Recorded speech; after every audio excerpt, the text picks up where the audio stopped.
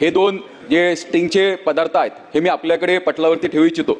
अध्यक्ष महोदय, मला जे उत्तर मिळाले त्या उत्तरामध्ये काही गोष्टी आहेत आणि ज्या मामा एवढं अध्यक्षांकडे आपण द्या.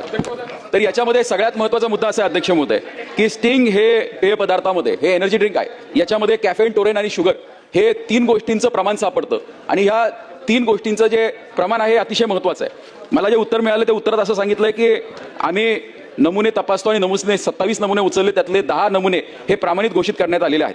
अध्यक्ष महोदय, या नॉन अल्कोहोलिक एरिएटेड ड्रिंक्समध्ये जवळजवळ 400 mg पर्यंत कॅफेन हे अलाउड आहे. या स्टिंगमध्ये 72 mg कॅफेन आहे. त्याचबरोबर याच्यामध्ये टोरेन आहे, याच्यामध्ये शुगर आहे. शुगर जवळजवळ 34% अध्यक्ष महोदय आहे. माझं सांगण्याचं तात्पर्य एकच आहे, तसं पाहिलं तर हे नियमात बसतं, हे ड्रिंक नियमात बसतं, पण याचं जे कॉम्बिनेशन आहे हे खूप डेडली कॉम्बिनेशन आहे. याच्यामुळे मुलांना लत लागते आणि हे स्वतः उत्पादक हे त्यांच्या रेकॉर्डवरती मान्य करतात. ह्याच्यावरती त्यांनी लिहिलंय not suitable for children, pregnant women. म्हणजे एवढं असताना सुद्धा सर्रास स्टिंगचा विक्री ही शाळा परिसरामध्ये केली जाते आणि हे थांबवण्यासाठी सरकारने एक अध्यादेश सुद्धा काढला होता. अन्न व औषध प्रशासनाने 3 ऑक्टोबर 2024 व 17 जानेवारी 2025 ला अध्यादेश काढला होता. त्यानुसार हे सांगण्यात आलं होतं की आम्ही काही पदार्थ हे ताब्यात घेऊ आणि त्याची तपासणी करू. दुर्दैवाने अध्यक्ष महोदय, हे तपासणी केली तर हे क्लिअरच येणार आहे. माझी आपल्या मार्फत सभागृहाला एक विनंती अशी असणार आहे, मी पॉइंटेड 4 प्रश्न आपल्याला मंत्री महोदयांना विचारणार आहे की स्टिंग हे घातक आहे हे स्वतः कंपनी मान्य करते. तर जसं आपण तंबाखूजन्य पदार्थांप्रमाणे स्टिंगच्या बाटलीवर देखील सुद्धा हे ठळक लिहिलं पाहिजे, कारण सरकारचा एक नियम आहे की त्यामध्ये लिहिलं पाहिजे. स्टिंगने त्याच्यावर लिहिलंय पण ते वाचता येत नाही अध्यक्ष महोदय, आपण जर बाटली पाहिली तर लक्षात येईल. त्याचबरोबर दुसरा माझा हा पॉइंटेड प्रश्न असा आहे की 18 वर्षाखालील मुलांना स्टिंग विक्री केल्यानंतर त्याला कोणतीही मान्यता देता कामा नये,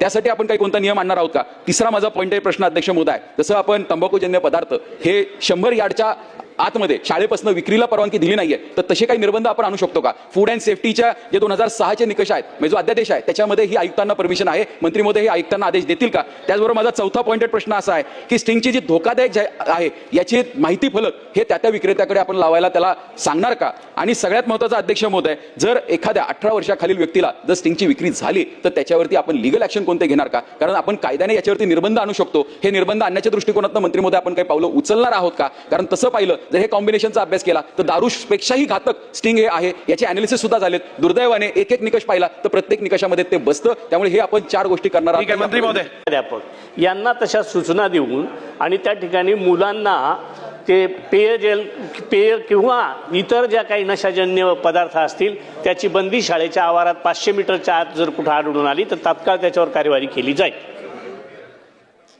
बोला.